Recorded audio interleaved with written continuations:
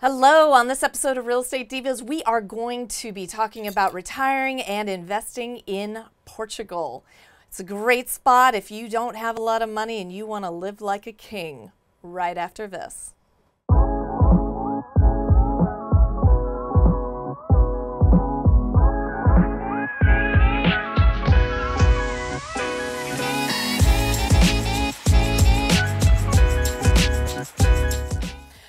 All right, so we are going to be talking about Portugal today. Yeah, absolutely. Portugal. I can't wait to dive into this. You know, we have really enjoyed the ones that we've gone over, like Puerto Rico and Mexico, but all of these have been pretty exciting to kind of dive into and see what they have to offer. And I've been to Portugal. I absolutely loved Portugal. So this one was super fun. And for all of you out there, Portugal is part of Europe, and it's over there on the other side of the pond. Yeah, and tons of coastline, like over 1,000 miles of coastline. I think it's like 1,100 and some change. Anyway, but and it's also a great gateway too if you're going to travel, because you're just north of Morocco, you're south of Spain. It's an easy flight to get across to Italy, France. Everything's over there. Yeah, and you know, easy travel. I mean, you're on the Eurail. You can jump on the Eurail and be in any country you want in Europe in no time. So it's a great spot. It's gorgeous and it's very friendly and it's very affordable. So when we're talking about very affordable, about what's the percentage? You know, for the cost of living in the United States, an average United States city, what's the cost to live in Portugal? So the cost of living in Portugal overall, now granted, let's just take into consideration like what I consider, you know, my basic needs and the way I want to live my life. Somebody else may have way higher expectations. So that's going to depend. But to go over there and compare, you know, cost of living to just around roughly, you know, not guesstimating, I did my research, but they say it's about 50% cheaper to live in Portugal than to live here. That's the cost of living, that's your housing, that's, you know, that's everything. Insurance is one of the big reasons why a lot of people move there, because your insurance is so low. For a family of four, you are usually paying somewhere around $180 a month, and that covers a lot. I mean, can you get that insurance even as an American citizen? You can if you apply for the gold visa, and you can be a non-resident, what was it I was telling you earlier, non-resident program. For the non-resident program. What were you saying about studying and having notes? I do have notes. But you can apply for your residency. And when you apply for your residency, because they do require you to have insurance if you're going to be a resident there. I think as a non-resident, they have those options as well, because if you're living over there for any duration of time, I did not do my research on what that process is for a non-resident. Okay. So, but do you apply for these programs as soon as you set foot in Portugal? Well, that depends on what your goal is. You know, if your goal is to invest in Portugal and get the most bang for your buck, then you want to start that application process pretty quickly.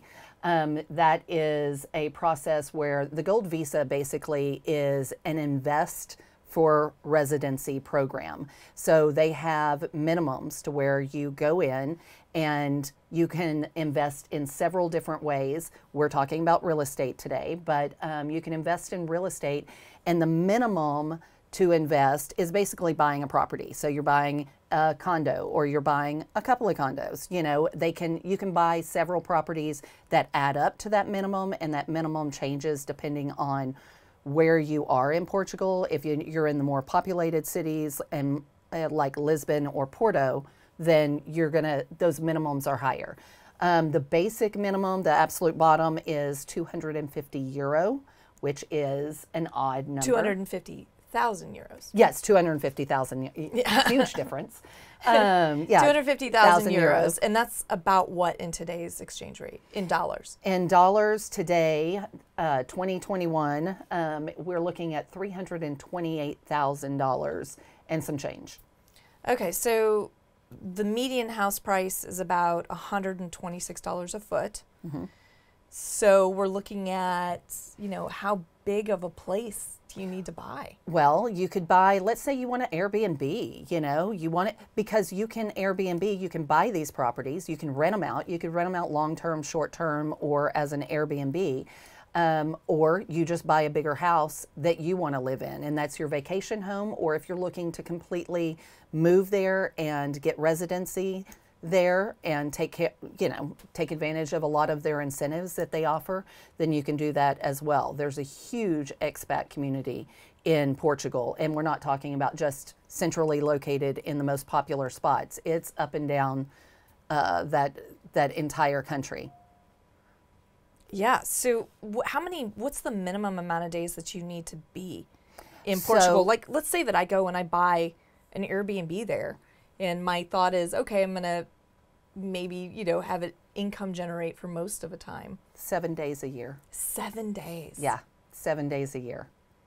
And I can still at that time be working towards my, European citizenship. If you wanted a residency, that's all you have to do is you make the application, you go out, you find your property. Obviously, you're going to have to go through all of their systems, kind of like we do here. You're going to get a hold of a bank. You're going to have to transfer money. You're going to have to, fill out paperwork. They want your license. They want to make sure you haven't done any major crimes, that you're a good citizen and you plan on being a good citizen. So they'll do all of those background checks and everything, and then you purchase that property. But yeah, you only have to be there 7 days a year, and you can have that property. You can rent it out, all kinds of stuff. So, and then you're looking at, if you decide to stay there, then the cost of living in general, like we're talking about electric. I think electric ends up being somewhere on, their homes are smaller. So European homes typically are. So their homes are smaller. So about 1,500 square feet, you may be looking at about a $50 electric bill. Taxes, I think, are about $10 a month on homes there. Property taxes. Property taxes, yeah.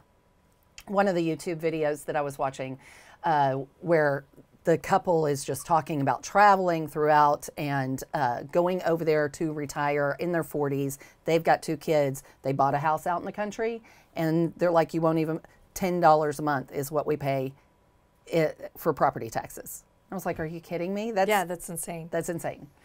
But yeah, so the buy-in for that is it's pretty low, as far as it's one of the lowest thresholds in Europe as far as getting residency in. And that's to get in essence, your citizenship in Portugal. What does that get you?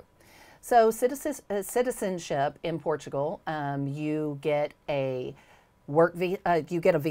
visa access all over Europe. You can work there. You can set up a business there. Actually, one of the thresholds that they have to become a citizen, you don't have to buy a property. You could actually just set up a business there. And if you hired, I believe it's a minimum of 5 people, then that qualifies as part of your payment for residency. That's excellent. And as long as you're there and you're making money elsewhere and not in Portugal, you don't pay taxes on any income that you make. Now, once you start making income in Portugal, you pay taxes on that. Okay. So one perk you get, do you have to wait the 5 years? Because it takes 5, let's say you're just doing it with buying a house. Mm-hmm. So you become a resident after 5 years. That's when you're allowed to start actually working there. No, you can work there before then. If the visa access to 188 other countries is activated once that 5-year period is up. Okay. And then, of course, because then you're a resident. And then you've got a European Union passport, so you can travel freely between any of the other countries and also work. Exactly. You should be able to work and get a job in any other country, although, we are talking about this for retirement purposes. True. But if that's, let's say you have an online business or you have something that, requires some sort of shipping and you've got to have a warehouse or something that is somewhat passive, or doesn't take much time, it's a viable possibility to do that over there. Excellent. And then as far as Your family your member. family, yeah, your family's eligible as well. So if you're the main applicant, your spouse can get on that application. Your children, all your children who are under 16 are on that application. Under 16. Under automatic. 16. But anybody, or under 18, I'm sorry, under 18 and any children 26 and under that are full-time students Oh, okay. and parents. So if you want to take your parents with you, let's take the whole family. Let's pick them up and move Right, them, you right. know. You can take your parents there as long as they're over 65, then they can be on your application as well. And that application varies, you know, as far as fees and cost of the lawyer fees and the application fees and everything like that. But the fees are somewhere around $5,500 is for the entire process. Which is, I mean, not very bad considering, you know, what you're getting in return. What you're getting in return, exactly. So what does Portugal get in return for this? Well, Portugal was hit really hard back in 2008. You know, they've been recovering, and it's been a very, very slow recovery. And their government put together this program to get more people, to attract more people to their country and to pour money into their country. And so because of that, people have flocked to it, and the economy is doing better. They finally recovered what they lost back in back in 08. So they've passed that threshold as far as that they've passed where they were before everything kind of fell apart. They're building their country back, and they're building their country back basically on people who are willing to invest for the perks. And are we seeing appreciation Yes. in properties? Appreciation in properties. It's not to the degree, obviously, of the United States, because if it was, then it wouldn't be a steal of a deal to go there. But Right. it's definitely appreciating, and it's not a losing game. Which, I mean, it's important if you're thinking about, Yeah, I mean, yes, you're doing it because it's affordable, and you're living in the tropics on a beach, and, you know, there's palm trees. and Exactly. easy travel. But that being said, I mean, you also don't want to see, you know, deflation. yeah. You don't want it to depreciate while you're sitting there. You Right. know, you want it to at least maintain its value, and so that's really. It offers a lot of bang for your buck as far as moving to Portugal. And then not only that, but like you said, the easy access to The rest of Europe. The rest of Europe. I mean, the Eurail over And there North is Africa. fan-frickin-tastic. I mean, their public rail system is phenomenal. Well, and it is a short ferry ride Yeah, to go from Portugal to Morocco. So it's very, very close.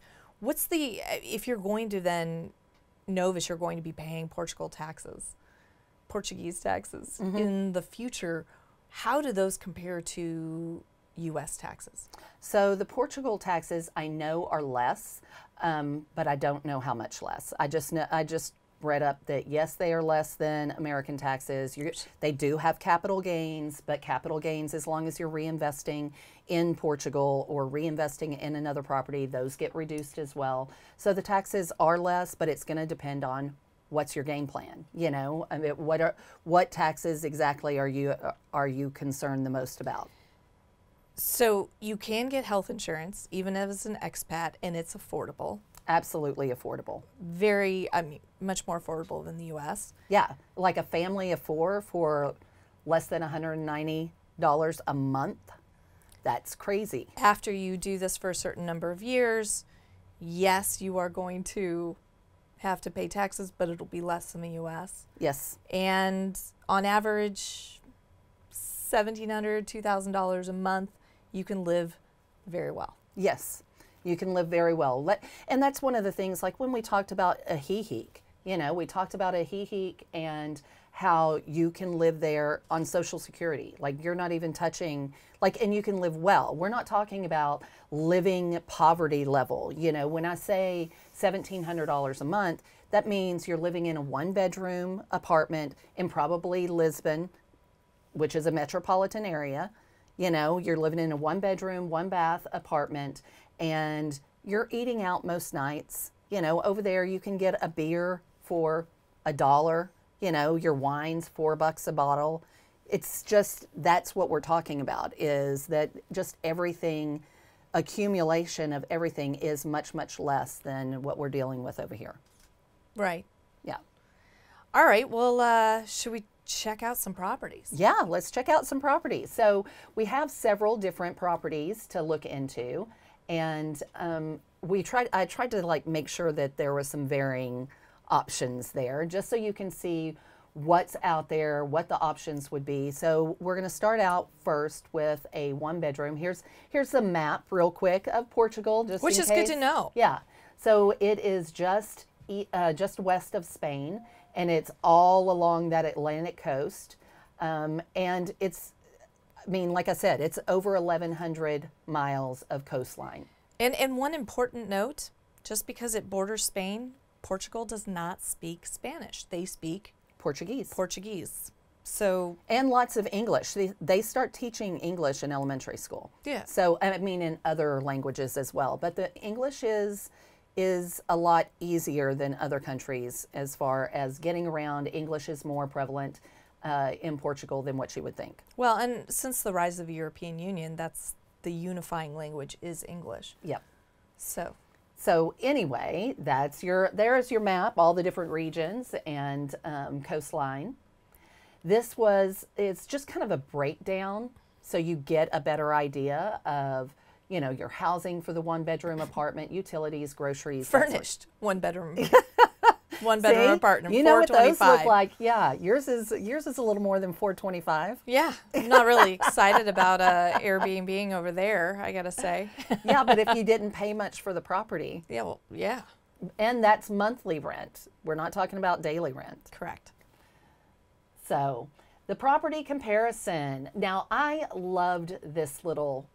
Well, and it's Lisbon. Yes, it's Lisbon. You're right in Lisbon. You're in a historic area in Lisbon. And this is a 1-bedroom, 1-bath, barely over 400 square feet. So it's tiny. Yeah, I mean, it's a 1-bedroom, 1-bath, people, and you're living in a city. Think of living It has in. a hallway. How does it even have a hallway know. in 400 square feet? It is odd. But I love the tile. Like I saw this and I was like, oh my gosh, how stinking cute. So this is the entryway and then the hallway where the rooms, you know, kind of branch off. Mm-hmm. And then you've got the living room and dining, all one room. And then you've got what are you laughing at? All one room. It's like you get the living, the dining, and I'm sure there's a toilet hidden under the I kitchen know. table. Well, that's Now, what I was. There is a separate toilet. There is a door on that room. Sir. Well, and you and I have looked at some where they're really saving space, and it's like the toilet, you know, something folds down on it for the counter, and there's the shower. Oh yeah, yeah. Or yeah, you've got it's in the shower. It's in the shower. Your Yeah. combination toilet sink shower thing going on. Yeah. So, oh look, they even have room for a bidet. I know. The bidet, the built-in wardrobe. And one thing, I don't know if you noticed it, but in the kitchen, they had the washer. It included a it's the dual washer dryer thing. Yeah, those don't work. Let's not get Anyway, excited about those. I just think it's what they expect whenever you're selling it, because it came with appliances. Yes. You know. So, and then here you've got a small little bathroom, but that bedroom is a decent size. That looks like it might be a double or a queen, and the built-in wardrobe is a big deal. Sure.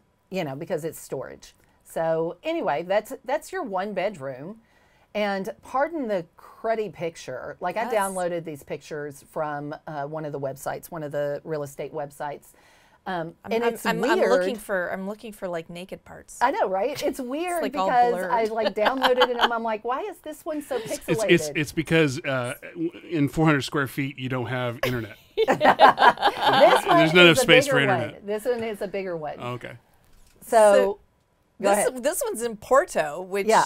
So I mean, when you're talking about Lisbon or Porto. I mean, those are some pretty incredible cities. They're on the ocean.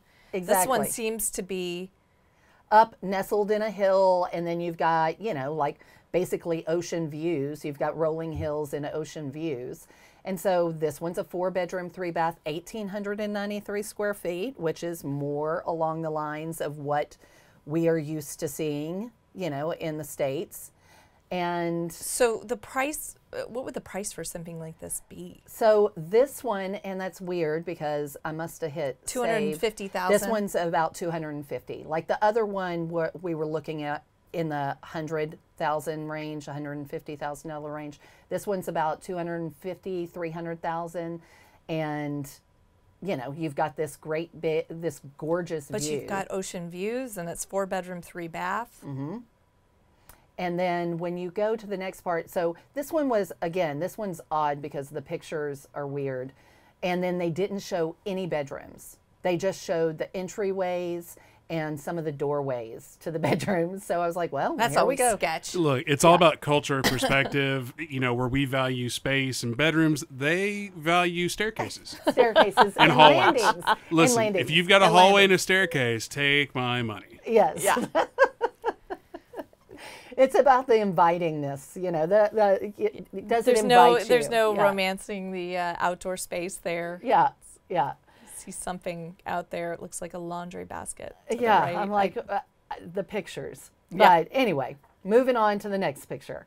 So then this one, you can see this is a bi-level. Yeah, I mean, you can kind of see. It's a bi-level dining and living area, and then you've got the sliding glass doors that'll look out on that view, because that original, the house view in the beginning is the back portion of it, so that you could see how the sliding glass doors open up onto the back patio. The front, not that it was unattractive, it just wasn't as, It looked, yeah. yeah.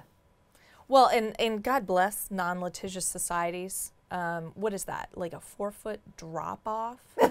There's Going got to be stairs there, is I'm- all I can see. Like, there's Also, got to be I stairs. don't know about you, but couple glasses, a couple sangrias, Wait, no, and it's, I'm like toppling down. it's like your dragon condo. Didn't it have Remember? like didn't Yeah. you have to put up a Oh. gate or something, or put up a little? Oh, yeah, I ended up building a wall. Yes, building on a that wall. because I was like, there were stairs going down one, and then literally a 4-foot drop off onto concrete. Yes, It from was your dining area, yeah, Yeah, it was yeah. like, or from your living area, which yeah. you know, I definitely would. A couple glasses of wine, I'm toppling. I'm down. But- I'm down that thing. But to be fair, I mean, I think we've established that they appreciate their stairs. So there's got to be stairs. There's Yeah. for sure stairs. Yeah. Yeah. So moving on to the next one. So Ooh. here's a Ooh. nice, and again, that pixelated picture. It's just weird to me. Like they would have fantastic pictures, and then once I downloaded some Wait of a them, minute. they just- Okay, wait a minute. I was actually blaming you for the pictures. I'm like, wow, good job on all these photos. That was actually That's their on the listing. That's on the listing. Like this isn't me. This is And like- they're wondering why they can't get people to buy property in Portugal. So anyway, there were orchard trees out here. That's what that pixelated one looks like. But this is a 5-bedroom, 5-bath on the countryside. And Heated indoor swimming pool. I thought that's the reason I downloaded this one, because of you. Because of me with my heated indoor swimming pool at my house. That's awesome. Yeah. And so this one is listed. And again, the reason for the weird price point is because It was euros. euros. Right. Yeah. So So what is that, $500,000? So in euros, it was like $600 and I think $30,000. Okay. You know, but once you convert it, then it's 727. All right. And so this has got your open concept with the living, dining, kitchen area. It's got heated flooring throughout. So this is in Porto up north. Does it need heated flooring throughout? I mean, I know it gets Portugal, cooler, I mean- but it doesn't. It is cooler than what we're used to as far as summers here. Like their highs are usually in the 80s. Okay. So I can imagine that in northern Portugal it does get a little chilly. I'm loving the couch. Yeah, seriously. I'm not sure what the wall is. I don't There. see stairs. I'm out. I know. Wait for it. No. Oh, there's stairs. Well, it is a 2-story, so Interesting wall. yeah. Decorative. The dividing wall between the kitchen and the living space. Yeah. Yeah. I guess you could change a lot of that. Yeah, you could change quite anything a bit. you want. So that looks good. And closet. Hi. Yes. Yes. So Especially you've got in that. Europe, you don't get closets like that. Well, obviously, from the look of it, now granted, it did have kind of an old world stucco look to it, to the exterior and stuff, but you got to figure that it's got to be somewhat newer home to have this modern of an interior. Sure. But yeah, that huge bathroom, and then you've got gorgeous. that Closet. closet. And that bedroom looks pretty big.